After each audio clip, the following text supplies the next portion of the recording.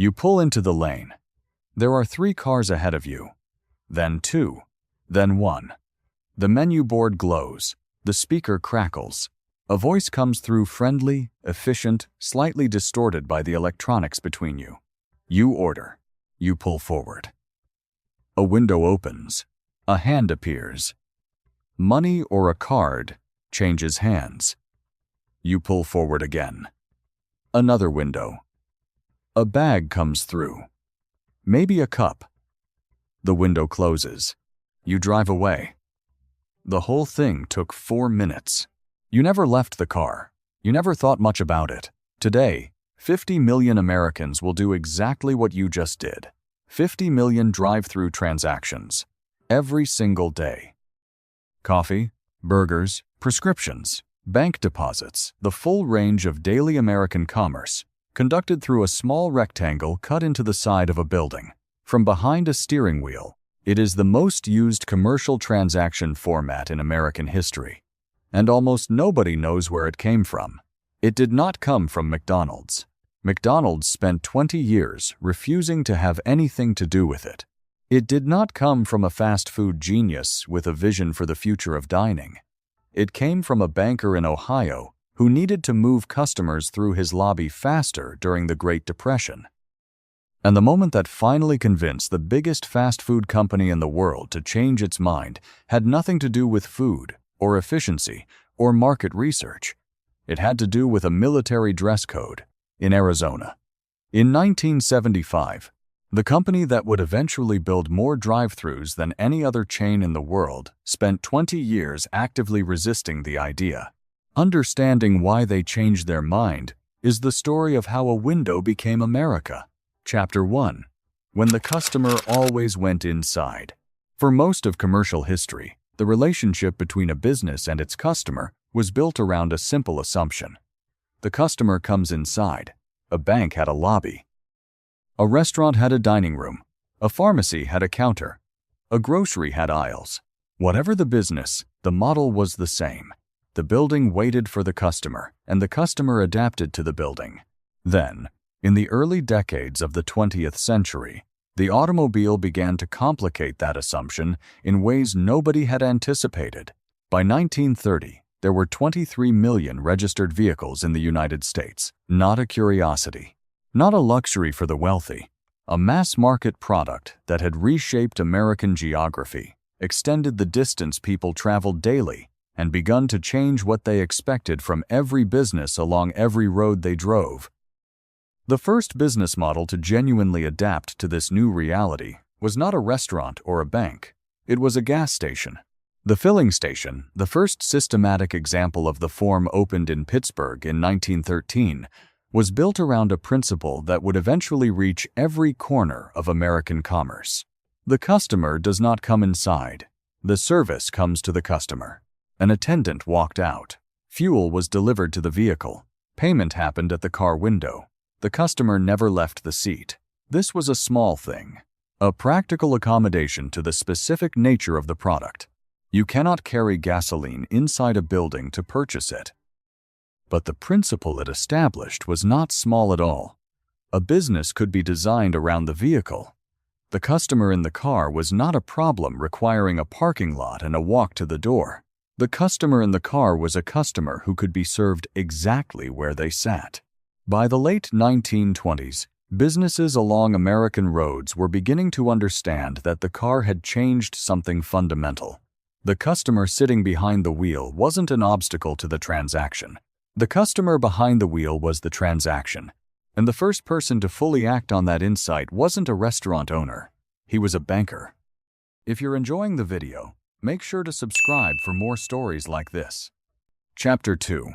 The car hop and the limits of staying still. Before anyone figured out how to move cars through a business, America had already figured out how to bring food to a car that wasn't moving. The drive-in restaurant arrived in September 1921, when Kirby's Pig Stand opened in Dallas, Texas.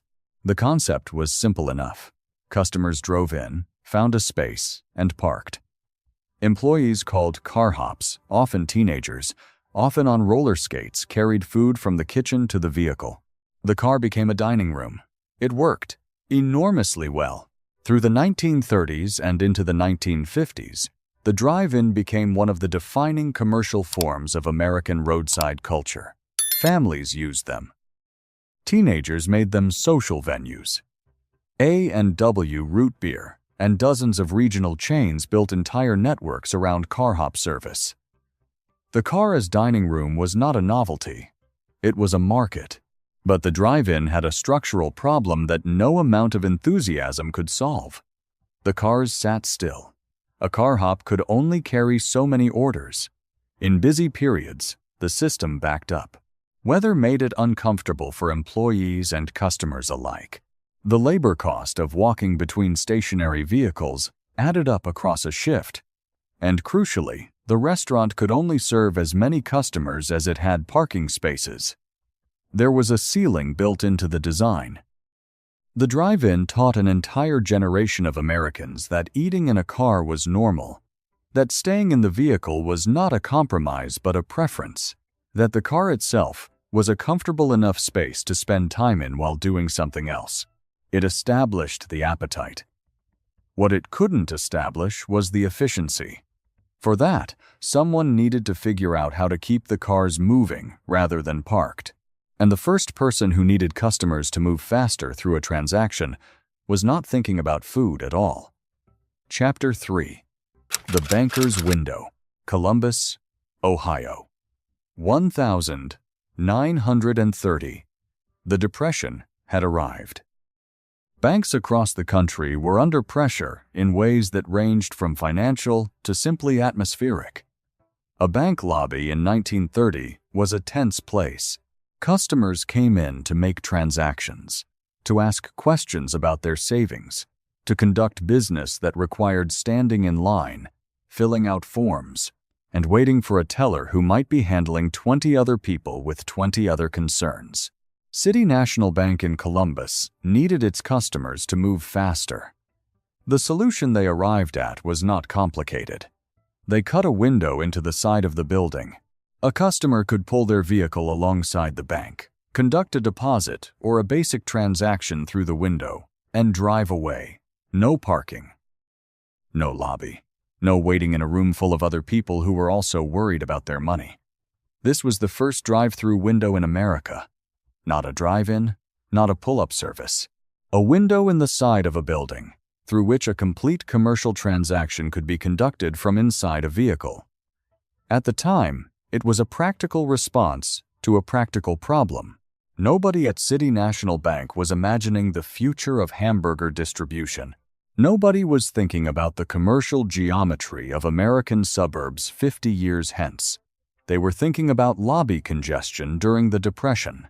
But the concept worked.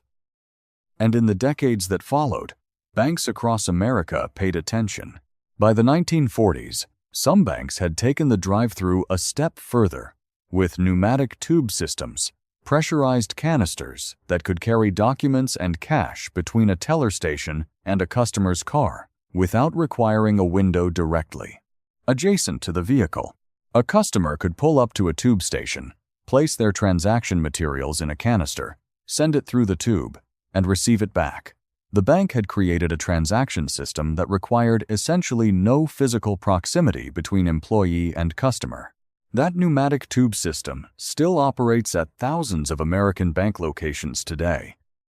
You have almost certainly used one without thinking much about its age. The bank invented the drive-thru, but banks process one customer at a time, at whatever pace that customer arrives.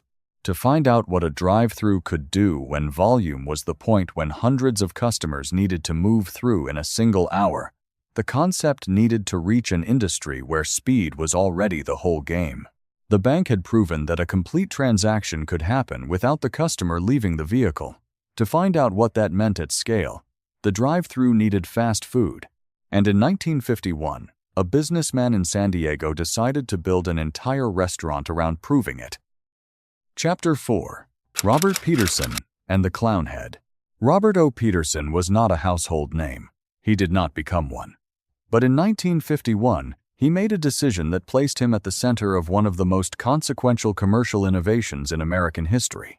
Peterson founded Jack in the Box in San Diego, California, and from the first day, he built it around the drive-thru, not as an add-on feature, not as a secondary option for customers who didn't feel like parking.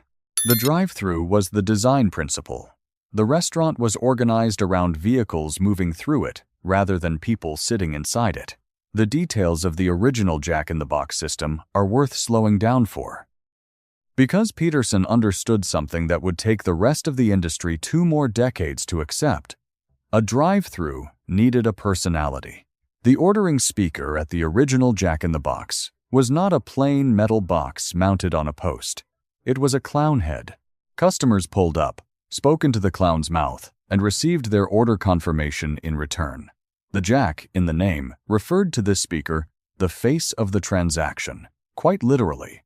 This was not a gimmick layered on top of a functional system. It was Peterson's recognition that asking someone to speak into a machine required the machine to be approachable. The transaction was already impersonal, no eye contact, no physical presence, just a voice and a mechanism. Making the mechanism interesting was part of making the transaction comfortable. Through the 1950s, Jack in the Box expanded through California and the Southwest. The model worked, customers used it, the business grew, and other restaurant operators watched.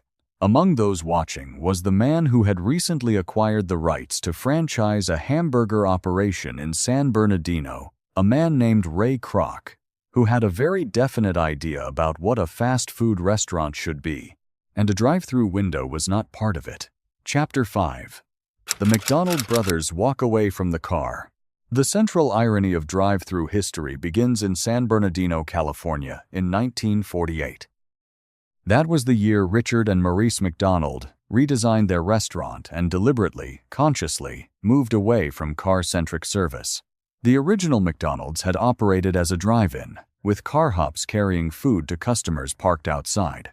It worked reasonably well, but the brothers had noticed something. The car hops were expensive. Service was inconsistent. The menu had too many items to prepare with any real speed. The outdoor parking lot limited how many customers they could serve. So they closed the restaurant for 3 months in 1948, redesigned the entire operation, and reopened with no car hops, no drive-in service, and no car accommodation at all beyond a parking lot. Customers walked up to a counter. They ordered from a reduced menu. Their food was ready in moments. They ate at a picnic table or in their car, but they had to get out to get the food. This was the speedy service system. It was the foundation of what McDonald's would become. And it was, in the most direct possible sense, the opposite of a drive-thru.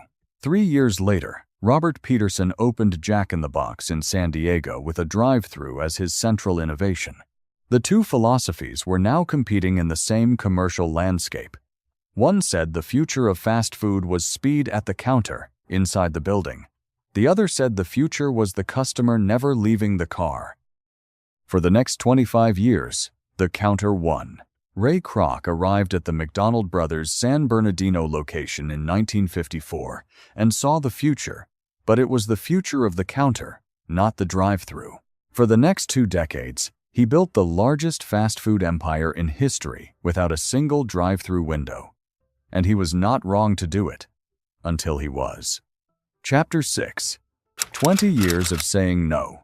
Ray Kroc's resistance to the drive-thru was not stubbornness. It was philosophy. McDonald's, as Kroc built it through the late 1950s and 1960s, was a system. Every element of the experience was controlled. The kitchen was organized around specific procedures. The counter was managed for specific throughput. The dining room was clean, consistent, and predictable. A customer who walked into any McDonald's in America knew exactly what they would find. The drive-thru introduced variables that Kroc could not easily control. A speaker could malfunction. A line of cars could extend into a public road, creating traffic problems and liability. Food could lose temperature between the window and the customer's lap. An order taken through a distorted speaker was more likely to be wrong than one taken face-to-face. The experience outside the building was fundamentally harder to standardize than the experience inside it. Kroc wanted McDonald's to be a machine. A drive-thru, in his view, introduced too much that could go wrong. Meanwhile, the industry was moving. Wendy's opened in Columbus, Ohio, in 1969. Dave Thomas, who founded it, had watched drive-thru operations carefully and was convinced the format had a future. Around 1970, or 1971, Wendy's added a drive-thru window to its Columbus location. The chain was a fraction of McDonald's size, but it was moving in a direction that McDonald's was not. By the early 1970s, Burger King and other chains were also experimenting. The drive-thru was no longer a California novelty. It was becoming an industry pattern. McDonald's had more locations than any other chain, more customers, more resources, more influence over what the industry considered standard, and it was the last major player to move. The reason it finally moved had nothing to do with competitive pressure, or market research, or a change in corporate philosophy. It had to do with a soldier who couldn't take off his uniform to buy lunch. If you want to discover more hidden stories behind the world around us, subscribe to the channel. Chapter 7. The dress code that changed everything. Sierra Vista, Arizona. 1975. Just outside Fort Huachuca, a United States Army installation in the southern Arizona desert, a McDonald's franchisee named David Rich was running a restaurant with an unusual customer base. Fort Huachuca housed thousands of soldiers. Those soldiers needed to eat, and many of them, on their way to or from the base, would stop at a fast food restaurant. But the United States Army had a regulation that most civilian businesses never needed to think about. Soldiers in uniform were not permitted to exit their vehicles in public, off-base areas. This was a dress code rule, a matter of military decorum and presentation. A uniformed soldier getting out of a car in a civilian parking lot, walking across the asphalt, entering a fast food restaurant, standing in line, and eating at a table. This was considered an undignified presentation of the United States Army in public. The regulation meant something very specific for David Rich's restaurant. A large portion of his potential customer base, uniformed soldiers passing through on their way to and from the base, could not physically enter his building. They could pull into his parking lot. They could sit outside in their vehicles, but they could not walk to his counter. Rich's response was direct. He installed a drive-thru window. Now the soldiers could order without leaving their vehicles, pay without leaving their vehicles, and receive their food without leaving their vehicles. The Army's dress code had created, by accident, a captive drive-thru customer base. The window opened. The line formed. The sales numbers came in. McDonald's corporate paid attention. One dress code, one franchisee, one window, and within 3 years, McDonald's had installed drive-thrus at approximately 1,000 locations. The company that had said no for 20 years was about to make the drive-thru in the center of its future. Chapter 8. The Cascade. The speed of McDonald's conversion after Fort Huachuca was striking even by the standards of a company known for rapid expansion. The first drive-thru opened in 1975. By 1978, approximately 1,000 McDonald's locations had drive-thru windows. 3 years, 1,000 locations. In a company that had spent 2 decades without a single one, the number that accelerated everything came in 1983. McDonald's reported that, at locations with a drive-thru, the window was accounting for roughly 50% of total sales. Not a supplement to the indoor business. Half the business, equal to everything happening inside the building combined. That figure traveled through the fast food industry like a current. Burger King accelerated its drive-thru installations. Taco Bell moved faster. Regional chains that had been watching and waiting made their decisions. The format that the industry's most influential player had ignored for 20 years was now, by that player's own accounting, generating half of revenue at locations where it existed. The conclusion was straightforward.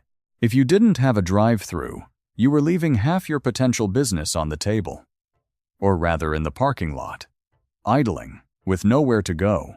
But opening windows was not the same as running them well, and as more chains committed to the format, a serious operational problem became visible. Drive-thrus were inconsistent. Some ran efficiently. Others created backups that stretched into public roads, annoyed neighboring businesses, and frustrated customers enough to leave the line. The window existed. The system behind the window did not. Someone needed to figure out how to make drive-thrus work the same way, every time, at any location, regardless of who was running the kitchen. Chapter 9. Engineering the machine. A drive-thru is not a window. It looks like a window. The customer experiences it as a window. But behind that window is a designed sequence of decisions about where cars enter, how long they can wait, where the menu is positioned relative to the speaker, how many seconds each stage of the transaction should take, and how the kitchen needs to be physically oriented to deliver food to a moving vehicle without sacrificing the speed that makes the whole system worthwhile. In the late 1970s and early 1980s, as McDonald's and the rest of the industry committed to drive-thrus at scale, corporate engineering teams began studying every element of the process. This was not the work of a single inventor. It was a systematic refinement conducted across multiple chains, multiple design consultants, and multiple years of observation at actual locations. The questions they were asking were specific. How many cars could the queue hold before it extended into a public road and created a legal liability? What was the ideal distance between the menu board and the ordering speaker, far enough that the customer had time to decide before speaking, close enough that the line kept moving? Should payment and food pickup happen at the same window, or two separate windows? The two-window system was one of the most consequential answers. At a single-window drive-thru, every car had to complete the full transaction order confirmation, payment, food receipt before the next car could reach the window. This created a bottleneck. The time each car occupied the window was the sum of three separate processes. Two windows separated payment from pickup. While Car A paid at the first window, the kitchen was preparing the order. When Car A moved to the second window to receive food, Car B moved to the first window to pay. Two processes were now happening simultaneously rather than sequentially. The total time per car dropped. The line moved faster. More customers per hour. The pre-sell board, a smaller menu positioned before the main menu board, giving customers time to begin deciding before they reached the speaker, reduced the hesitation time at the ordering point. The order confirmation screen, which displayed the customer's order for visual verification, reduced errors. The headset, replacing the fixed speaker box that employees had leaned toward, allowed staff to move freely through the kitchen while staying connected to the ordering lane. Each of these elements solved a specific problem. Together, they created what became the standard drive-thru architecture that has remained essentially unchanged for 40 years. The target that emerged from this engineering process was 3 minutes or less from speaker to receipt of food. That number 3 minutes became a competitive benchmark. Chains measured themselves against it. Franchisees were evaluated against it. The drive-thru had become not just a service format, but a performance metric. Once the system was standardized, something happened that nobody in the fast food industry had fully predicted. Americans didn't just accept the drive-thru as a way to get a burger. They began expecting it from everything else. And once that expectation formed, there was almost no commercial category it didn't eventually reach. Chapter 10. The drive-thru leaves fast food. The logic was simple. Once McDonald's had demonstrated it at scale, if customers prefer not to leave their vehicles for a hamburger, they probably prefer not to leave their vehicles for other things too. Banks had known this since 1930. But the drive-thru banking of the 1930s and 1940s had been limited in scope, a window here, a pneumatic tube there. In the 1980s, as fast food drive-thrus normalized, bank branches rebuilt more aggressively around vehicle access, multiple drive-thru lanes, longer operating hours for the drive-thru than for the lobby. The lobby became secondary for routine transactions. Pharmacies followed in the 1990s. Not without resistance, professional pharmacy associations raised concerns about whether the quality of patient counseling possible through a car window was adequate for responsible medication dispensing. The concerns were real. They were also, in commercial terms, insufficient to stop the format. Drive-thru prescription pickup became standard at every major pharmacy chain. The debate about whether it was appropriate for medication was ultimately settled by the fact that customers strongly preferred it.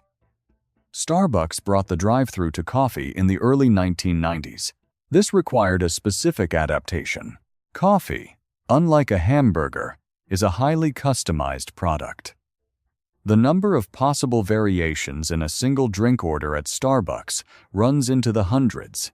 The drive-thru had been designed around simple, fast transactions. A 12-word coffee order seemed like exactly the kind of complexity the format couldn't handle. It handled it.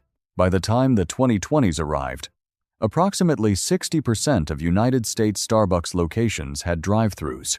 Those locations generated measurably higher revenue than non-drive-thru locations. The company was building new stores with drive-thrus as the default, and without indoor seating in some cases. The drive-thru had not adapted to Starbucks. Starbucks had adapted to the drive-thru. The format that began with a bank window in Columbus and a clown head in San Diego had, by the end of the 20th century, become the assumed delivery mechanism for American daily commerce. Chapter 11: The Pandemic and What It Proved. In March of 2020, dining rooms across America closed. Restaurants that had always done most of their business through tables and counters suddenly had none of that available. The question of how to keep serving customers was, for most of the industry, immediately answered by whatever drive-thru capacity the restaurant had already built. Chains with well-developed drive-thru infrastructure, McDonald's, Chick-fil-A, Taco Bell reported drive-thru accounting for 70 to 90% of sales during the period when dining rooms were closed. Not a supplement to the rest of the business. The business. Chains without drive-thrus faced a different problem. They could pivot to delivery, to curbside pickup, to whatever contactless format their physical layout allowed. But the gap between chains with drive-thrus and chains without was visible in the sales data and, eventually, in the survival rates. The pandemic did not create the drive-thru's dominance. It revealed it. The infrastructure that had been building since a Columbus bank installed a window in 1930, since a San Diego restaurateur put an intercom inside a clown's head in 1951, since an Arizona franchisee served uniformed soldiers who couldn't leave their cars in 1975, all of that accumulated investment proved its value in a matter of weeks. The drive-thru was not a feature of American commercial life. It was the skeleton. The dining room, the lobby, the counter, those were the optional parts. The window was load-bearing. The pandemic was the proof. But the question the proof raised was larger than fast food. 50 million transactions a day, 200,000 drive-thru lanes. A format that started in a Depression-era bank lobby and now moves more commercial volume than almost any other transaction system in American history. What does all of that actually mean? Chapter 12. 50 million trips. And what they built. 50 million drive-thru transactions every day means something beyond the sheer scale of the number. It means the drive-thru has shaped the physical geometry of commercial America in ways that are almost impossible to separate from the landscape now. Every building constructed near a drive-thru lane must account for the vehicle queue in its site plan. Streets adjacent to drive-thru locations are designed with exits in mind. Parking lots are configured around the path of the lane, the wide entrance, the setback from the road, the wraparound lane visible at virtually every fast food and pharmacy location in the country. These are design responses to the drive-thru's requirements. Built into millions of commercial properties over 7 decades, the drive-thru did not only change how businesses serve customers, it changed what businesses look like from the outside. It changed how commercial land is used. It changed what a customer expects before they arrive. It changed, in a quiet but durable way, the physical relationship between Americans and the places they shop. For the generation of Americans who are 50 or older today, the drive-thru grew up alongside them. Jack in the Box opened in 1951. If you were born in that decade, the drive-thru was already there when you were old enough to notice it. McDonald's added its window in 1975. If you were a young adult then, you watched the biggest chain in the country make a decision that felt, at the time, like a practical accommodation, and turned out to be a restructuring of how the entire industry would operate for the next half-century. The Starbucks drive-thru arrived in the 1990s. The pharmacy drive-thru normalized in the same decade. If you are over 50, you have watched the complete arc of a commercial format, from novelty to infrastructure to assumption in a single lifetime. Most people don't think about any of this when they pull into the lane. They think about what they want to order, which is exactly the point. The best infrastructure is the kind you stop noticing, the kind that becomes the background of daily life so completely that it stops being a system and starts being just the way things are. The drive-thru achieved that. It started with a banker who needed to move customers through a lobby faster during the Depression. It was borrowed by a restaurant owner in San Diego who understood that the transaction needed a personality as well as a mechanism. It was ignored for 20 years by the company that would eventually make it ubiquitous, and then adopted because a soldier in Arizona couldn't remove his uniform to walk through a door. Nobody designed the drive-thru as a system from the beginning. Nobody sat down in 1930 and sketched out 50 million daily transactions, 200,000 lanes, and a format that would outlast every other commercial innovation of the 20th century. It accumulated. One window at a time. One chain at a time. One military dress code at a time. Until the queue you join every morning became one of the most used pieces of infrastructure in American daily life. The window is still open. Pull forward. Thanks for watching.